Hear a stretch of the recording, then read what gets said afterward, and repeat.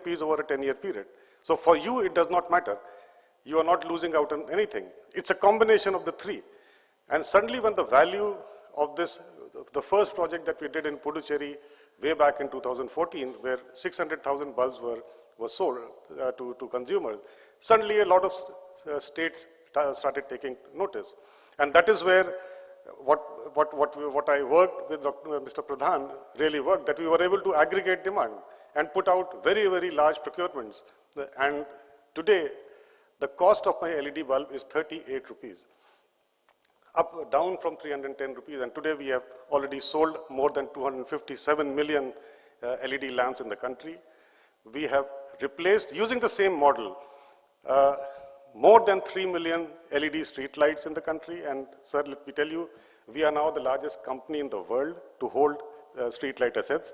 Previously, it was a company called Citilum, which is a French multinational. We just crossed their number last week, and probably we'll end up to about 10 million in a year's time.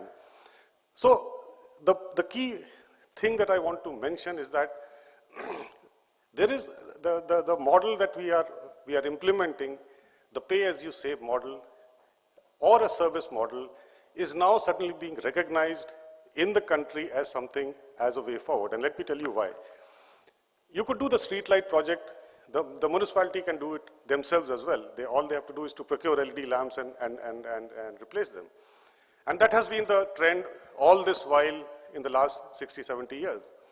But we also, as citizens, have noticed that in a supply contract, the performance and the services part usually take a backseat. The service model that I'm mentioning to you, where I'm guaranteeing energy performance, and my payments are linked to energy performance, there is an added incentive for me to make sure I provide the best quality service. And that is what is happening. To give you an example, our combined fault rates in the country for street lights is less than 3%. The previous best on conventional street lights that the municipal bodies were doing was about 10%.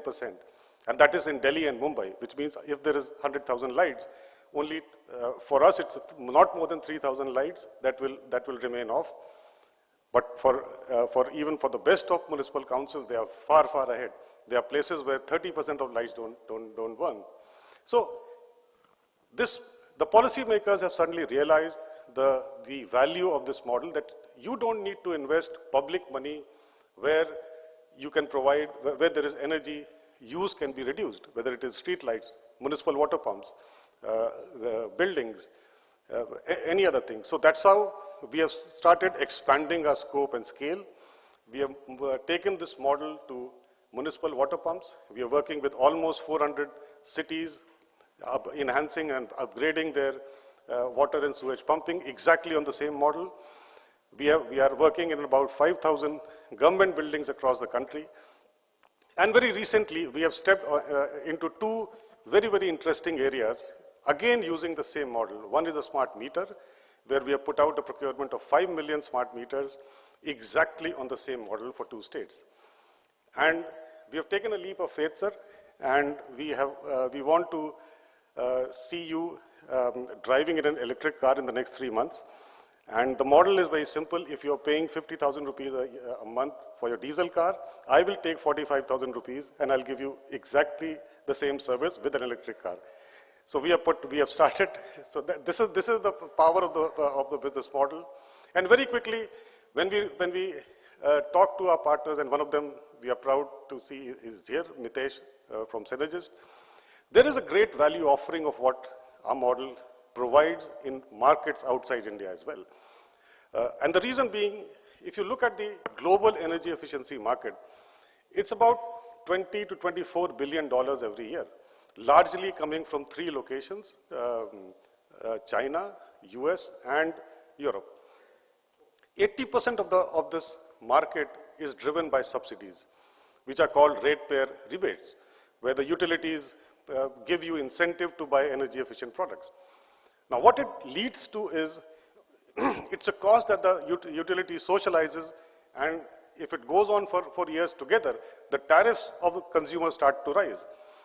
The great advantage of this model that we have been putting together is that there is no subsidy, there is no grant, it runs on its own, it is flexible, and that is how we have entered the UK market.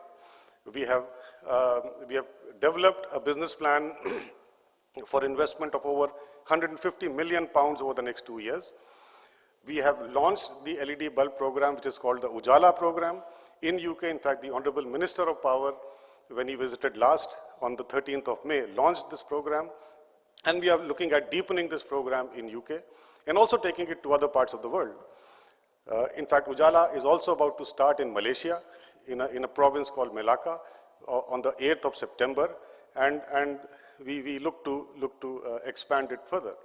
So in the end, what I would like to mention is that there is a paradigm shift and a value addition that we have brought to the table because of the service model, which is transparent, which is very, very effective. It incentivizes performance, and therefore, and also it obviates the need of public funds in those places where by investment in energy efficient product, you can reduce the overall cost to the facility owner. So that public money can be used elsewhere for social, for health, many other things.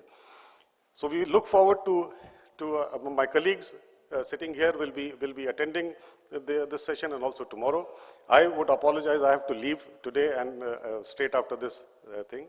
But let me wish this conclave all success and look forward to hearing from you. Thank you very much. Thank you very much, Saurav ji, for this very enlightening talk.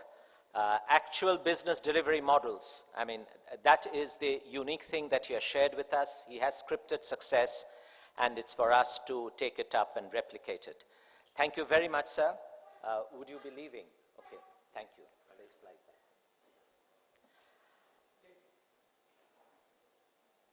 Oh, Saurav ji, just 1 minute. Sorry, I shouldn't be. Just a token of appreciation to say thank you.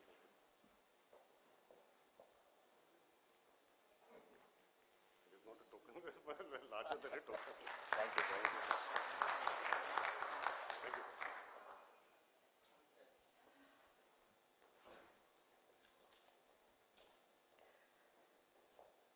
Of course, the next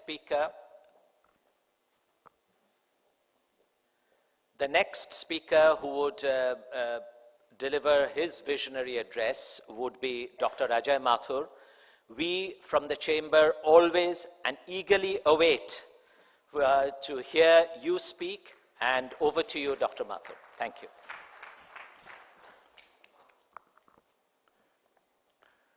Thank you, Mr. Mukherjee, colleagues on the dais, friends, many who are friends of many years, as well as new friends. As we look for 2 years in the past, which is following the Paris Agreement, and we look to the future, it becomes clearly evident, as was pointed out by Mr. Bhattacharya, that we are looking at a future world which is very different from the world of the past. There are many ways to describe it, but what I'd like to suggest is that a key part of this change would be decarbonization. The decarbonization is led by many things. It's obviously the Paris goals, but it's also the kinds of economics which are occurring day in and day out. And some of those, particularly the costs of reducing the demand for energy, as Saurabh spoke just now, or the reducing price of renewable energy, which has been alluded to, are two trends which are driving this. Now, if we look at the world as a whole, we would need the global emissions of carbon dioxide to decline by about 25 billion tons every year between now and 2030. All the countries of the world, or most of the countries, at least all the major emitting countries, have put in what they call their nationally determined contributions on what they will do to reduce these emissions. If you add them all up, the numbers are less than what they should be, and will take us to a future which is still warmer than what we would like it to be, much more than is in the safe, well, not the safe, but the maximum range which we are talking globally, which is of 2 degrees, but actually what we would like to achieve is something which is less than a 2-degree increase in the temperature over the background. So this is where we are coming from. This is where we have to go to. Now, let's look at how do we do this. And I would suggest, and this draws on work that has been carried out by the Energy Transitions Commission, which is a group of global CEOs of energy companies, of financial institutions, of think tanks, that we are really looking at 4 kinds of opportunities. So the first opportunity is that of enhancing and accelerating the reduction in energy demand. So we have the amount of light that we need, we have the amount of air conditioning that we need, but the amount of energy that we need is much less than what it would be otherwise. And the kind of model that Saurabh talked about, aggregating demand on the one side and doing bulk procurement on the other, is an extremely effective way of both increasing the pickup of energy efficient devices on the one hand and reducing their prices on the other. The second, and this is again an area where I think we have in a sense crossed the Rubicon, is that of decarbonizing the electricity sector. We know now that this is possible, and it is possible in a cost-effective manner. Now, whether it occurs in 1 year or 2 years or 15 years is something on which the jury is still out. In my view, the last tipping point will occur when the price of renewable electricity, which, as was mentioned, in the case of solar is about 2.44 rupees, plus the cost of the storage. Because if you look at most Indian cities now, the peak demand is occurring at midnight. This is very different from what it was a few years ago. And it represents the fact that more and more of us have air conditioners at home, which we turn on in this kind of weather, which we have these days when we are going to sleep.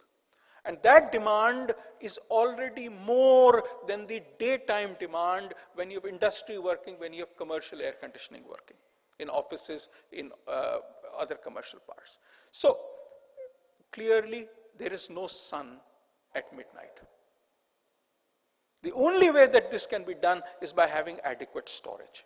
And that is why we have to look at the price of renewables plus the price of storage as one piece.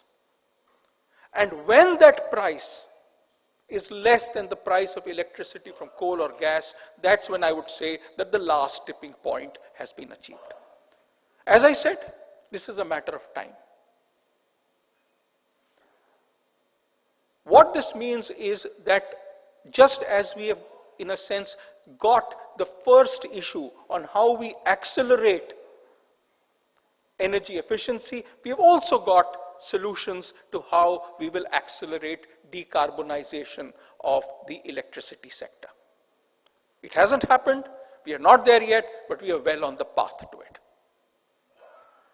So, if we are on the path towards decarbonization of electricity, that leads me to the third way in which we can address decarbonization, which is in what areas where we are today using fossil fuels can we move to electricity? And cars or transport is one clear example, at least urban transport.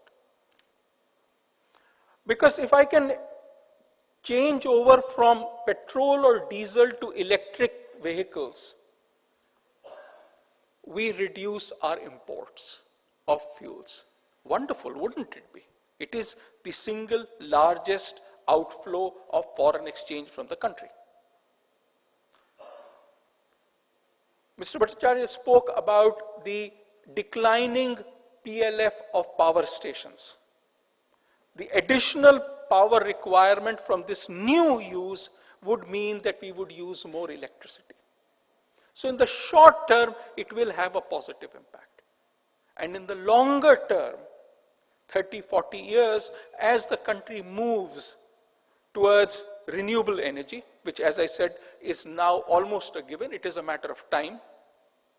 As we move towards renewable energy, we would also have a transport sector which is zero carbon. I can similarly think of the steel industry. As we move from blast furnaces to electric arc furnaces. Now obviously what is important for this is there must be an adequate amount of scrap iron that is available. And in a country where the demand is growing like this, and the scrap that is available is the steel that was made 4, 5, 6, 7 years ago, you obviously will never, your demand here is here, the scrap available is what was made 6, 7 years ago is here. So today we will not have adequate scrap, but we have scrap. We have plants today which work on scrap and on electricity. Is it possible that we grow this business model so that in the future, as we reach maturity of demand, we can have a steel industry which also is based on decarbonized electricity? I think the opportunity, the business opportunity is there. But then comes the fourth part. And the fourth part is, even in transport, if I look at aviation, can I electrify aviation? Not today, certainly, maybe in the future. Can I electrify trucking? Not today, possibly in the future. So what do I do in these areas? That, I think, is where, in terms of public policy, we need to put in a lot more effort on technology development, on business model development, on looking at, for example, can we have cost-effective hydrogen from electrolysis? Can we have an adequate amount of biofuels at prices that are competitive? Can we have safe and cost-effective carbon capture and utilization? In my view, these four parts, demand reduction on the one side, decarbonization on the electricity is the second, moving those fossil fuel uses to electricity where possible, and investing in technology and business models where this electrification is not possible. These are the four elements on which the future of the energy sector, I should rephrase this, these are the four pillars on which the future of the energy sector will rest. I look forward to a conclave which is as interesting and as stimulating as those which I've had the pleasure of being involved in the past years. And as always, I'm extremely grateful to all of you for inviting me to join this conclave as well. Thank you very much. That was indeed an inspirational speech, as always. Thank you very much, sir. May I now request Shri Upendra Tripathi ji to kindly address us and deliver his address. Thank you.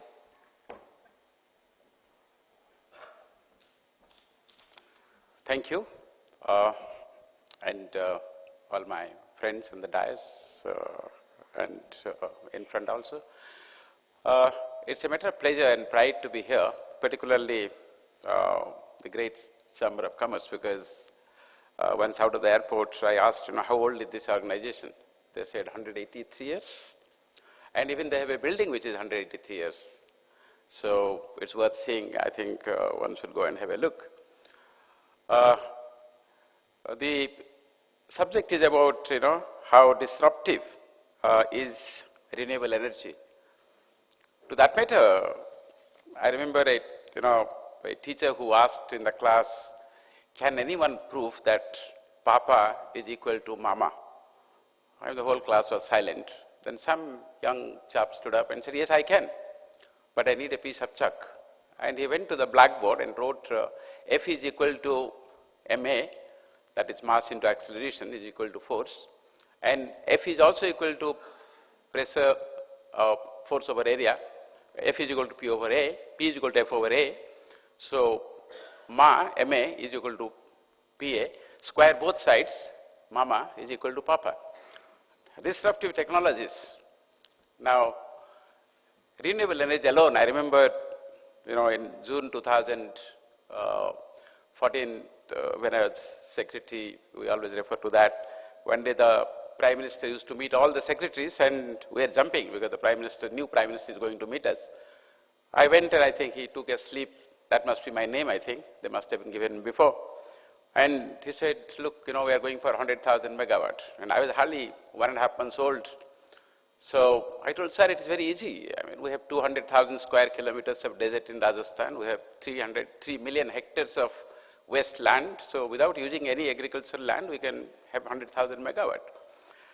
And once I was out of his office, I rang up my predecessor, Satish Agnihotri, brilliant job. He said, look, in Government of India, never do anything without consulting the Joint Secretary. And it is true because they are the ones who actually at the cutting edge level. So I called my Joint Secretary. I said, look, Tarun, this is what PM said, this is what I said, but my batchmate says that I should talk to you first. And he said, yes, sir. 7 days before you joined, we have written a letter to the Prime Minister's office that 100,000 megawatt cannot be done. And he showed me a paper also, and it was very scientifically, argued that there is no money. For 100,000 megawatt, you need $100,000 million. 30% of that equity, 70% of loan, there is no money. And land is another issue. In fact, it took 3 months, the Cabinet Secretary took 3 meetings to find out whether land is available. Well, but that is past. Today, in fact, I was sitting in the flight and a gentleman was sitting next to me. He said, this solar has destroyed wind. I mean, he didn't know I was the ex-secretary, of course. I said, how did it destroy wind? He said, look, the prices have crashed and the wind industry is ruined. And, but then I told him, yes, it is solar versus wind, but solar has ruined coal. I mean, Mr. Bhattacharya was saying that, the existing thermal capacity, the burden on the thermal sector, this is really disruptive. And, but then there is a beautiful story behind this disruption because, you can't compare electricity from coal and electricity from sunlight, although they're all flow of electrons, but these electrons are slightly different because these electrons, they carry a human story. They carry a future. So I'm not the one who believes that the electron flows from the solar energy is the same as from coal. No, not at all. Because this edge, as I said, and correctly so, it is addressing a future issue. Now tomorrow, suppose global warming takes place, the slums in Mumbai get submerged. And then we cannot say, look, those lives are cheap and we can't do anything. So solar energy is a remedy, it's a medicine. And as sometimes PM said, the temperature goes up and the solar heat you can use to create a remedy for that problem. So my only thing is that in the Renewable Energy Ministry, we looked at solar energy as a dream, as a passion, because we always knew that this flow of electron was different. This had a social message, and this was addressing a problem of mankind. And I think that is what kept us moving. Although I remember Dr. Pradhan was my predecessor sometime before, and my people say that he used to have a habit of taking meetings on Saturdays of experts sometimes, not always. But then one of the things my scientists used to worry in the ministry is that what happens if fusion energy comes at room temperature? I mean, that will be really disruptive. If you get fusion energy, very cheap, E is equal to mc squared. You put a glass of water, it can take a ship 10 times around the earth. And what happens to solar? I mean, gone. So, but that again is disruption. But if you know the story of Thomas Edison and Tesla. Tesla was a young scientist who whose dream in life was to work under Thomas Edison. From Austria, very poor. Finally, he managed a professor to write a letter so that he could be introduced to Thomas Edison in the United States. So this fellow goes all the way with a covering letter, and the letter says, the professor writes, I know two famous scientists in the world. One is you, that is Thomas Edison, and the other is the bearer of this letter, and that is Tesla. So Tesla goes, gets a job with Thomas Edison, and those days Thomas Edison is of course the father of DC.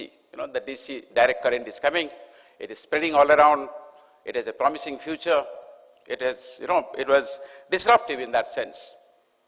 And this gentleman from day one says, look, you are wrong, what are you doing? You go for my model, the alternate current. And you know how disruptive AC became for DC. And we are coming back again to the days when perhaps in Sundarbans, when I found the teachers, our solar system had failed in the school, but each teacher had a fan and a small solar panel. It was a plug and play. They come at 10 o'clock, put the panel outside, put the fan on the table, up to 5 o'clock, they use it. The fan moves. And that is standalone fan, it's a DC fan. But look, in that remote island, they have been so innovative. I met a scientist from Belgium. He said, in India actually, a lot of things you can do. And particularly, he told what Ajay looked at. He said, your peak demand is coming at 12 in the midnight. But what you can do is, you have 7,000 kilometers of coastline, identify the mountains which are just 100 meters high, and near the cities where the demand actually goes up at night. Daytime, you use solar energy, pump water to that height, just store it. And if you look at daytime, the energy cost is less in the exchange. Say, let us say it is $1 at that point of time, daytime, when actually you use solar energy and pump the water up. And starting from 8 in the night up to 12, when there is high demand, you release the water. And then you sell power at $4. You make money. And he said there is so much of prospect, in these 7,000 kilometers. I remembered the famous engineer, Visvesvaraya of Karnataka, who went and saw the Jog Falls and said, what a waste. I mean, those days perhaps, hydro was not there. And so 7,000 kilometers of coastline can be seen as a waste, because there we can have a hybrid system. Use the solar energy, make money, because the market mechanism is different for pricing. And these are disruptive technologies that comes. So, with storage, the renewable energy is going to be more disruptive. Because today, again, the friend who was sitting in the flight, he had just got 1 megawatt of rooftop. And he's told, look, for the last 3 years, we have been postponing the decision to